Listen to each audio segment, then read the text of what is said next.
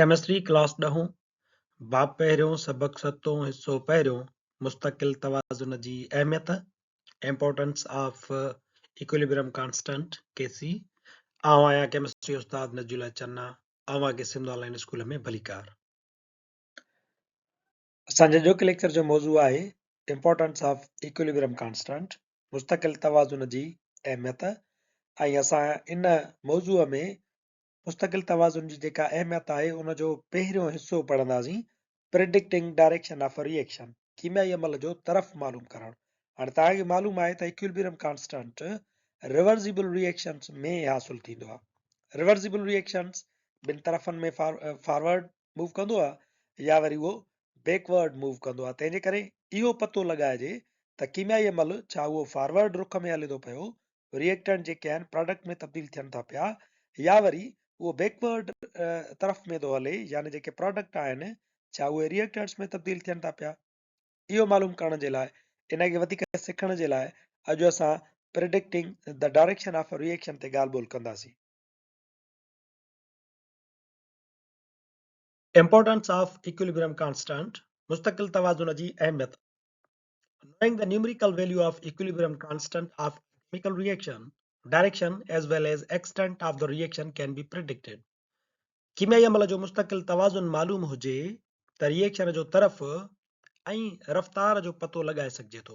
मिसाल जे तौर ते हिकिड़ो कीमियाई अमल आहे जंहिंमें 1 mole of molecular hydrogen 1 mole of molecular iodine सां रिएक्शन करे थो ऐं नतीजे में ठहे थो 2 मोल्स ऑफ हाइड्रोजन आयोडाइड। इहो ई वरी हाइड्रोजन आयोडाइड जा 2 मोल जॾहिं टुटनि था त बैकवर्ड रिएक्शन में साॻियो ई हिकिड़ो मोल मॉलिक्यूलर आयोडीन जो ऐं हिकिड़ो मोल मॉलिक्यूलर हाइड्रोजन जो ठहे थो। हाणे रिवर्सिबल रिएक्शन जेके बि थींदा आहिनि उन्हनि में असांजा हिकिड़ो थींदो आहे फॉरवर्ड जेको डायरेक्शन में रिएक्शन हले थो पियो, यानी जेके रिएक्टेंट्स आहिनि उहे प्रोडक्ट्स में तब्दील थियनि, इनखे असां चऊं था फॉरवर्ड रिएक्शन। ऐं इन जो तरफ़ हूंदो आहे लेफ्ट राइट, खाॿे पासे खां साॼे पासे, यानी रिएक्टेंट्स प्रोडक्ट्स में तब्दील थियनि। ऐं ॿियो जेको तरफ़ थींदो आहे हिन में उहो थींदो आहे वरी असांजो रिवर्स रिएक्शन या बैकवर्ड रिएक्शन थींदो आहे, जंहिंखे असां चऊं था राइट लेफ्ट डायरेक्शन।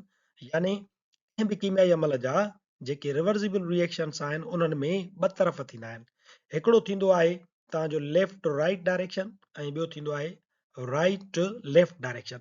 हाणे इहो पतो कीअं लॻाए सघिजे थो त हींअर जो कंहिं बि वक़्तु हाइड्रोजन ऐं आयोडीन पाण में मिली करे हाइड्रोजन आयोडाइड ठाहिण तरफ़ वधी रहियूं आहिनि, या हाइड्रोजन आयोडाइड जेको आहे उहो डिकम्पोज थी करे आयोडीन ऐं हाइड्रोजन में टुटी रहियो आहे, यानी फॉरवर्ड में थो रिएक्शन वञे पियो या उन जो तरफ़ बैकवर्ड में आहे, रिवर्स में आहे।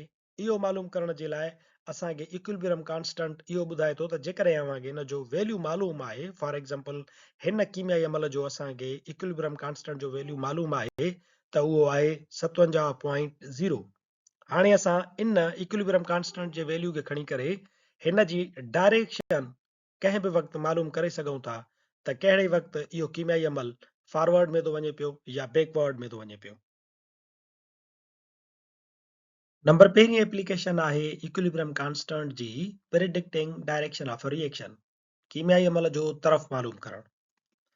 असां वटि हाइड्रोजन ऐं आयोडीन जो कीमियाई अमल मौजूदु आहे, उन जो असांखे इक्विलिब्रियम कांस्टेंट जो वैल्यू पिणु मालूम आहे। हाणे जेकॾहिं असां हिन जी डायरेक्शन मालूम करणु चाहियूं था असांखे छा करणो पवंदो? Direction of a reaction at a particular moment can be predicted by inserting the concentration of the reactants and products at that particular moment in the equilibrium expression.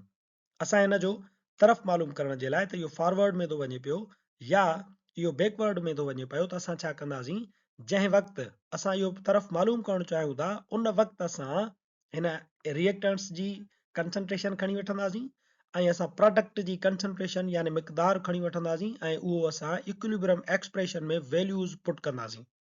कीमियाई अमल जो तरफ़ मालूम करण लाइ तवाज़ुन वारे फार्मूले में कंहिं ख़ासि वक़्त वारा रिएक्टेंट्स ऐं प्रोडक्ट्स जा मिक़दार लिखणु लाज़मी आहिनि।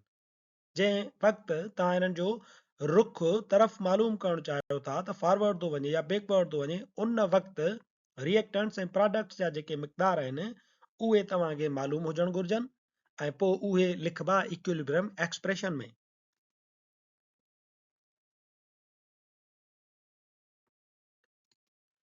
We withdraw the samples from the reaction mixture and determine the concentration of hydrogen, iodine and hydrogen iodide. असां छा कंदासीं त ही जेको कीमियाई अमल हले थो पियो उन मां असां मिलावट खणी वठंदासीं, सैंपल खणंदासीं प्रोडक्ट जा, हाइड्रोजन आयोडाइड जा, आयोडीन जा ऐं हाइड्रोजन जा, ऐं पोइ असां उन्हनि जी जेका कंसंट्रेशन आहे, जेके मिक़दार आहिनि उहे मालूम कंदासीं. सपोज़ मिसाल जे तौर ते असां खणूं था the concentration of the components of the mixture are हिन कीमियाई अमल जी जेका मिलावट असां खणी वरितीसीं उन में जेके सैंपल्स प्रोडक्ट जा ऐं रिएक्टेंट्स जा मौजूद आहिनि उन्हनि जूं फॉर एग्जांपल कंसंट्रेशन्स आहिनि ही. हाइड्रोजन जेका आहे असां वटि रिएक्टेंट आहे, मॉलिक्यूलर हाइड्रोजन जी कंसंट्रेशन आहे 0.10 मोल पर DM cube.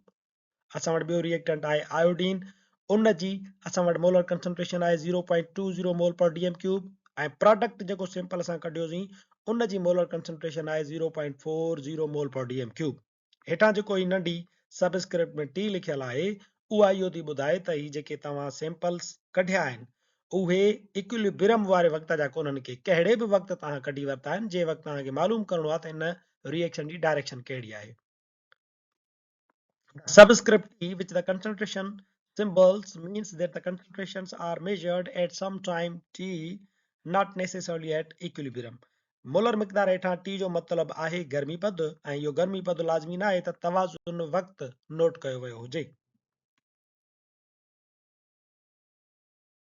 These concentrations into the equilibrium constant expression जॾहिं असां ही जेके concentrations असां फॉर एग्जांपल तौर ते खयूंसीं असां इक्विलिब्रियम कांस्टेंट एक्सप्रेशन में इहे पुट कंदासीं त we obtain a value called the reaction quotient QC.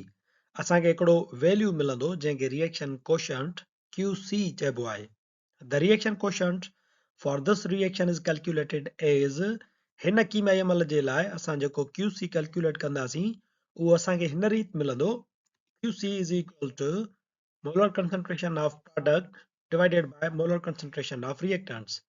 Product आहे असां वटि हाइड्रोजन आयोडाइड, उन जी मोलर कंसंट्रेशन आहे 0.40.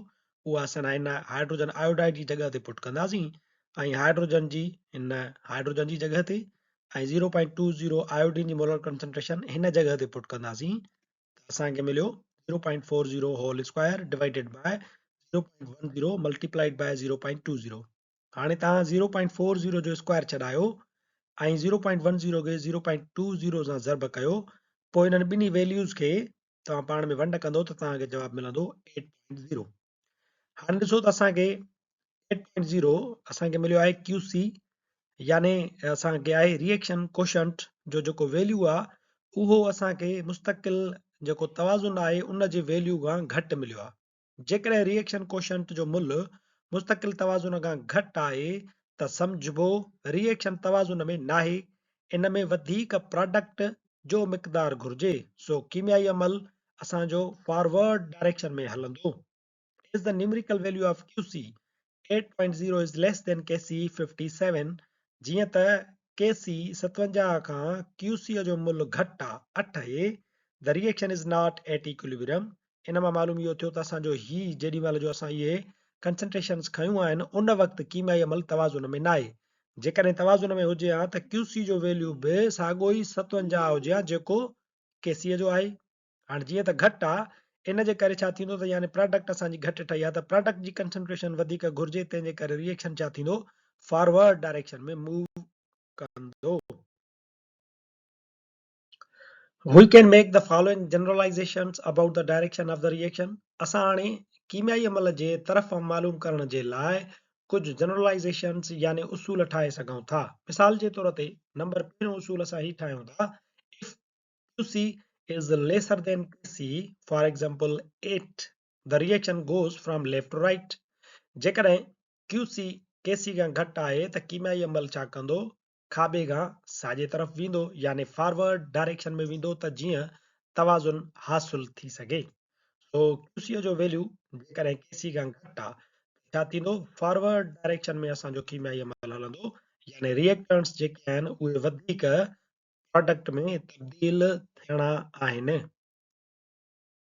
ॿियो उसूल असांजो इहो आहे त if QC is greater than KC, जेकॾहिं रिएक्शन कोशंट जो मुल्ह मुस्तक़िल तवाज़ुन जे मुल्ह खां वधीक आहे, मिसाल जे तौर ते QC जो मुल्ह मिलियो असांखे 80 ऐं केसी जो मुल्ह आहे 57 त छा थींदो? Reaction goes from right to left.